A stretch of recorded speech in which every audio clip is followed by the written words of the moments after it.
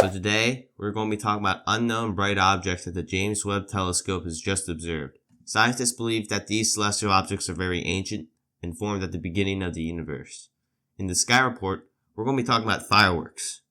But not like those fireworks that you shoot off in the sky, or your neighbor shooting off for the 4th of July that's going to light up the sky. I'm talking about the fireworks galaxy that's going to be on display in the night sky on the 4th of July. Finally, we will talk about Japan's third launch of their new rocket, the H3 rocket, that occurred this Sunday. All of that and more will be covered. This is Interstellar Insights. Alright guys, so to start off this episode of the podcast, we're going to be talking about some unknown bright objects that the James Webb Telescope has observed. So within this past week, a bunch of Penn State researchers were taking a look at what the James Webb Telescope is looking at the sky, and they found these unknown red objects. The distance between those objects and Earth is currently unknown. I wasn't able to find it through the research I've done, but they're very far away, indicating that these objects were formed sometime at the beginning of the universe.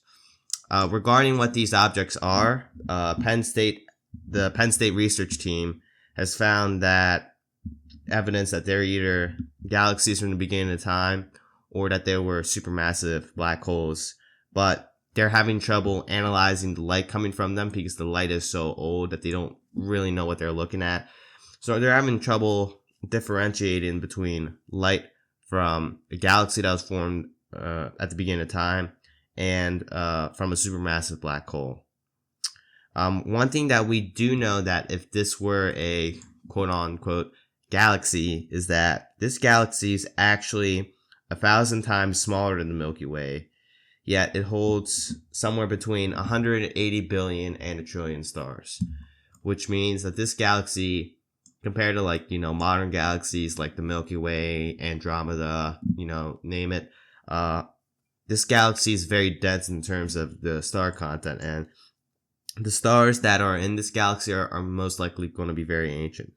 So one of the kind of more consider more of like a breakthrough in astronomy is that the existence, so let me back up there for a second. So when Penn State did research on this, they were looking at how the formations of these objects would fit into the current model of the universe that we currently have, with the Big Bang and the birth of early galaxies and early stars, and how the universe is very hot and cooled down.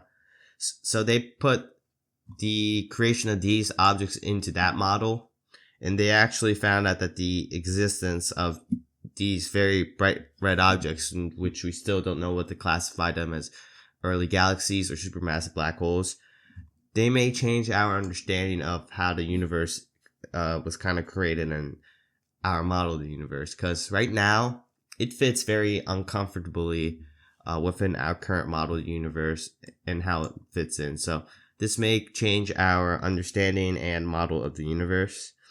But right now, we still don't know whether these objects were, early galaxies or supermassive black holes.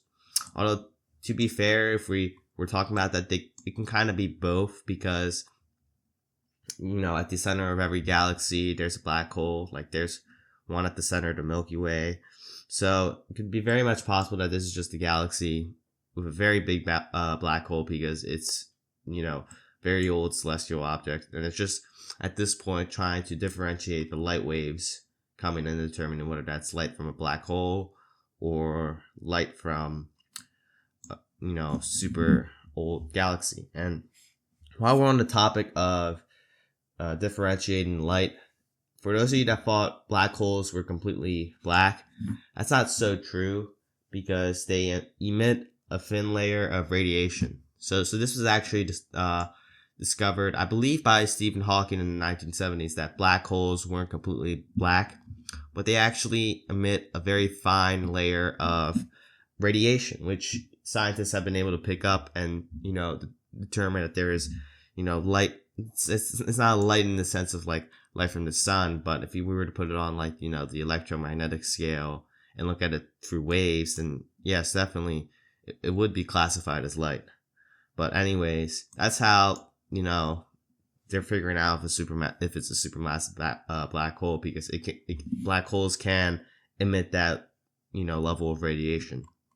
But anyways, at this point, the light's so old that it's hard to differentiate between if it's coming from a really early galaxy or if it's from this supermassive black hole that could be there. But I mean, since it's a very early galaxy, I would bet that it's a really old galaxy and it just has a very supermassive black hole in the middle of it. That's my take on this. Research is still being conducted, so in the future we may get an update on what celestial object this is. So we'll see. So that's all I've got for this segment. Let's go move into our next segment now. Alright guys, so let's get into this week's Sky Report. A reminder that all times listed are going to be in Eastern Daylight Time. So if you don't live here in my home state of Maryland or anywhere on the East Coast, go to the map for yourself. Figure out what times these are for your time zones. Anyways guys, today July 3rd, the only thing that's really going on in the night sky is that the moon is going to be in a waning crescent phase. So it'll be very hard to spot in the night sky. But other than that, throughout the day, including probably like in this afternoon, there will be Earth shine, which is when the lunar surface gets casted onto the Earth in a kind of a grayish soft, like a soft grayish light. I don't know why I said grayish soft. That doesn't sound right. Anyways, that's what's going to happen July 3rd. 4th of July. First of all, happy 4th to everyone here in America. Big day. But just like the amount of fireworks we're going to be shooting off, there's going to be fireworks in the cosmos in the form of the fireworks galaxy, which will be on display. It's called the fireworks galaxy because it has a plethora of supernovae. So it was initially discovered in 1798. I don't know why I went super fast on that date. Initially confirmed to hold 10 supernovae since they were observed in 1917. And it'll shine with a magnitude of 9. That night will be 22 million light years away from us. And you can spot it because it will be between Cygnus the King and Cygnus the Swan. It'll be 50 degrees high in the horizon 2 hours after sunset. And at its maximum width, it will span 11 arc minutes at its widest. So an arc minute is just a unit used for angular measurement of the sky, since Earth's a sphere. And there's kind of an angle, like with if you've seen flying maps, they kind of fly a curve.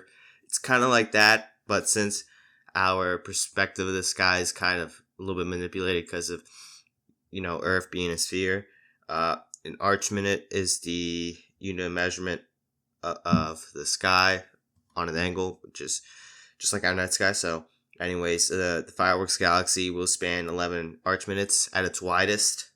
It also has a bonus minus the fireworks galaxy. If you look 40 arc minutes northwest of the fireworks galaxy, you can spot a supercluster called NGC 6939. Once again, that is very horribly named. But other than that, this star cluster will be 1 magnitude brighter than the fireworks galaxy. Anyways, that is all for the 4th of July. Go out, have fun, do regular 4th of July stuff, barbecue, whatever, shoot off some actual fireworks as well. You don't have to just stare up at the sky all the time like me or other astronomers. You can do that too. But anyways, I'm getting distracted by the 4th of July. Let's go talk about Friday on the 5th. Earth will reach aphelion, which is the farthest point from the sun at 1 a.m. This will result with Earth being 94.5 million miles away from the sun. And just kind of a vocabulary, aphelion is basically just Earth's farthest point from the sun in the orbit. I think we talked about this last week with the Planet 9 theory and the Kuiper belts and the research they were doing at Caltech regarding it. But yeah, that's what epiphelion is, for those of you that don't like words and don't want to know what the meaning is. But anyways, that's going to happen in the morning. Friday's also going to be a new moon. So new moon will occur at 6:57 p.m. that night. Once again, figure out your time zone. Do the math. If you live on the East Coast, you're lucky. If you live in LA, Denver, Anchorage, Chicago, on the border on the Alabama side of the Alabama-Georgia border, figure it out what the time is. But anyways, I'm getting off track by making fun of people that live in different time zones. Sirius will also be in the sky with a magnitude of 7.3. And you can find Sirius by looking at 12 degrees above the southeastern horizon. And if you find the teapot asterism of Sagittarius, Sirius will be sitting at the left bottom corner of the pot. And since Sirius is going to be so bright, the ideal time to look at Sirius is going to be 2 hours after the sun goes down. Sirius will also reach opposition point, which is the Earth finding itself between the sun and another celestial object at 8 p.m., at least here Eastern Daylight Time, but figure it out on whatever time zone you live in. So, yeah, that's going to be what's happening on July 5th. So, give you guys some kind of context in terms of timing. Today, sunset's going to be at 8:32 p.m. Moonrise is going to be at, I guess moonrise technically already happened at 3:04 a.m., but I'll just list it there. And moonset's going to be at 7 p.m., which doesn't make sense, but I'm sure that fits into the greater image of the sky. Anyways, 4th of July, sunrise is going to be at 5:37 a.m. Sunset's going to be at 8:32 p.m. Moonrise is going to be at 3:53 a.m. And the moonset's going to be at 8:03 p.m. Now on the 5th, sunrise is going to be at 5:38 a.m. Sunset is going to be 8:32 p.m. Moonrise is going to be at 4:51 a.m. And the moonset will be at 8:56 p.m. And this is my last reminder that these are all Eastern Daylight Time. So if you don't live on the East Coast, then do the math, figure it out, Anyways, the moon phases for these 3 days. The 3rd and the 4th of July are going to be both waning crescents. And then the 5th, like I already previously said, it's going to be a new moon. So yeah, that is this week in the sky, or I guess Wednesday through Friday, because I can't get all that data for the weekend. But anyways, go out on the 4th of July, minus the fireworks. See if you can see the fireworks galaxy. It's kind of like, cosmic fireworks, for lack of a better term. That's what I think of. So yeah. And besides that, just have a good 4th, get out there, go touch grass, as, people say these days, aka Gen Z. But I'm getting off topic. Anyways, let's go move on to our next segment. Alright guys, so before we get into our last major segment at least, I just want to clear up what I said earlier about the aphelion and about that relating to the last episode. I just did some, self-fact checking, if you will. Apparently, I was talking about the perihelion of the Kuiper Belt objects from last episode, which is completely different to the aphelion, in that the perihelion is just the opposite of aphelion, in which it's when the object is closest to its sudden orbit, and that was what I was talking about last episode. So I just want to clear that up, avoid any confusion. But anyways, let's get into this final, at least big segment, because we still have trivia to do. But anyways, we're talking about the H3 rocket launch by Japan that occurred this Sunday, June 30th. So last day of June, at least here on the East Coast. There would have been July 1st. But anyways, H3 was a rocket designed to succeed. I believe it was called H2A, as an expendable rocket that could get discarded after it was used. But anyways, it was developed by Mitsubishi Industries. I believe that's how you pronounce it. Yeah, sounds about right. And the Japan Aerospace Exploration Agency, called JAXA, JAXA. That's apparently their official acronym. But I'm not going to argue with it because that makes my life a lot easier for talking into this podcast. But anyways, a little bit of history of H3. So this rocket is designed to be a little bit more cheaper for JAXA, because they have been previously using the H-2A rocket, I believe that's what it's called. That's H-3's predecessor. They've been using that for a while, and I'm assuming that rocket must have been very expensive, because the deal with H-3 is they're trying to be a little bit cost effective, a little bit, so that they don't have to keep spending a lot of money for stuff like this. But anyways, this rocket was supposed to be launched in 2020, but it was pushed back to 2023 due to difficulties in engine development. So, and then its first launch was March 7th, 2023, but that mission was deemed a failure due to an engine fail going on while it was attempting to deploy the Advanced Landing Observing Satellite, I guess Mark 3 or just 3. An acronym is just ALOS 3. I guess it would be Dash 3 or Mark 3 or whatever. But anyways, ALOS 3, if it were deployed, would have analyzed Earth for natural disasters and for purposes of cartography. So this ALOS 3 is just simply a satellite that would orbit Earth and do those functions. But anyways, JAXA and Mitsubishi bounced back from that incident, and about a year later, on February 17th of this year, 2024, they launched H3 again for the second time, and that mission was successful. I wasn't able to find too much of what they were carrying for that launch. But anyways, their third launch just occurred this Sunday, and for that launch, they were the H3 rocket was carrying ALOS Mark 4.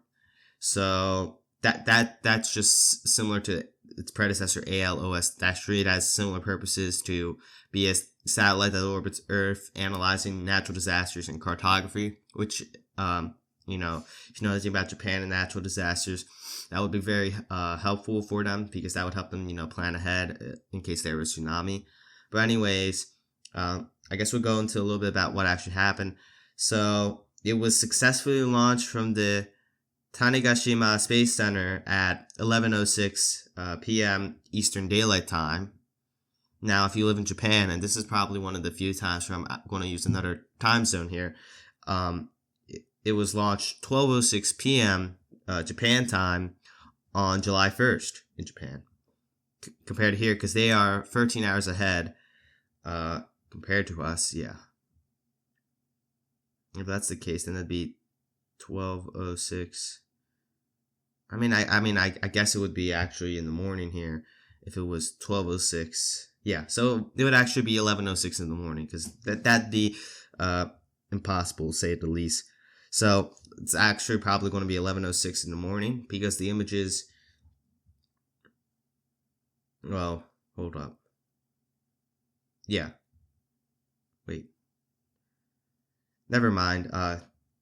Yeah, because 12:06 would be like afternoon, and 11:06 p.m. would be at night. Okay. Yeah, sorry guys, I'm just getting confused. I'm just confusing myself with the time zones. But anyways, it was launched successfully from the Tanegashima Space Center, and ALOS-4 was successfully launched low orbit.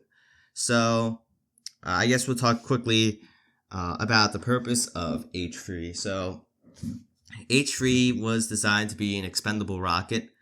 It was it's not like the space shuttle where it's supposed to be reusable, or like what SpaceX was trying to do with their rockets, because I guess in terms of the rest of the space industry, at least for call it NASA and SpaceX, they're trying to build reusable rockets, and because that would be cheaper to do than to make expendable rockets, and that'd be a waste of resources. But H3 is expendable, so it's discarded after it was used, which happened in this case. But JAXA and Mitsubishi tried to make this rocket as cost efficient as possible, which I believe they've done, because there's going to be a few more launches, within the next few months, and I'll be sure to follow in on that. Who knows, maybe we'll do another story about their 4th launch or their 5th launch with H3, or if they choose to ditch H3, which I don't think is going to happen immediately because this is very new technology for them. A couple years from now, they'll probably have to make like H4 theoretically. But anyways, yeah, so that's what's going on for the H3 rocket in Japan, and people in America, we're still waiting for the Artemis 3 launch, which should be around 2026, 2027. So just kind of something to think about and look forward to. But anyways, that is the end of this segment. Let's go move on to astronomy trivia. Alright guys, so welcome to this week's edition of astronomy trivia. Before I provide the question for this week, we're going to take a look at last week's answer. So I put out the polls for Spotify and YouTube if you haven't checked that out. But last week's answer was New Horizons. So I'll just go quickly into about New Horizons. So New Horizons was launched in 2006 in collaboration mainly between NASA and APL, or Johns Hopkins Advanced Physics Laboratory. And the purpose of the New Horizons spacecraft was it was built to explore Pluto, which it did in a flyby of Pluto in 2015. And it's probably the furthest object from us in the night sky right now, just behind Voyagers 1 and 2. So Voyager 1 will be the furthest, then Voyager 2, and then New Horizons. Sorry about that. But New Horizons is still flying through the cosmos. It hasn't yet left the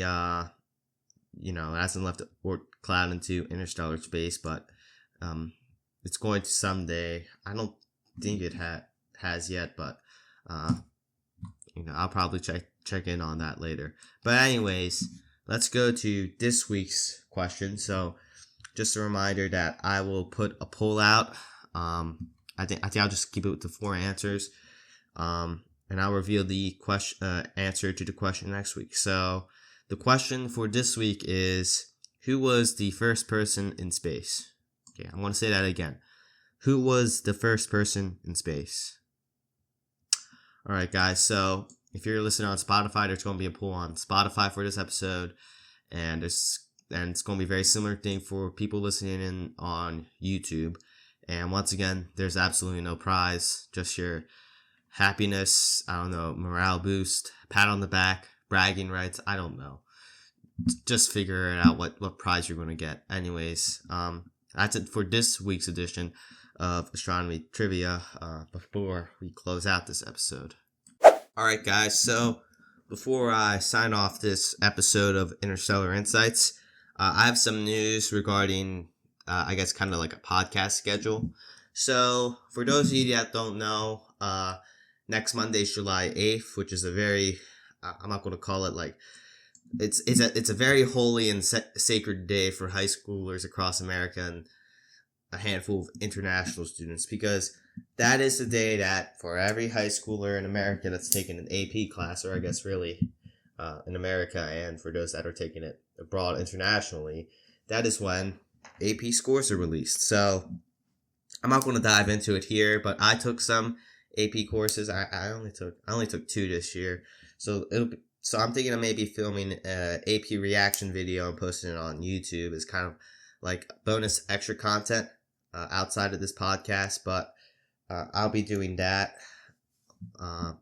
It's next Monday, July 8th. Very sacred day for high schoolers across the world, mainly in America where they're being taken. And since I'm doing that, I could probably still do an episode of podcast, regularly. It's just that I have other stuff minus this AP reaction video going on in my life. So there's going to be a 50-50 chance of a podcast coming out.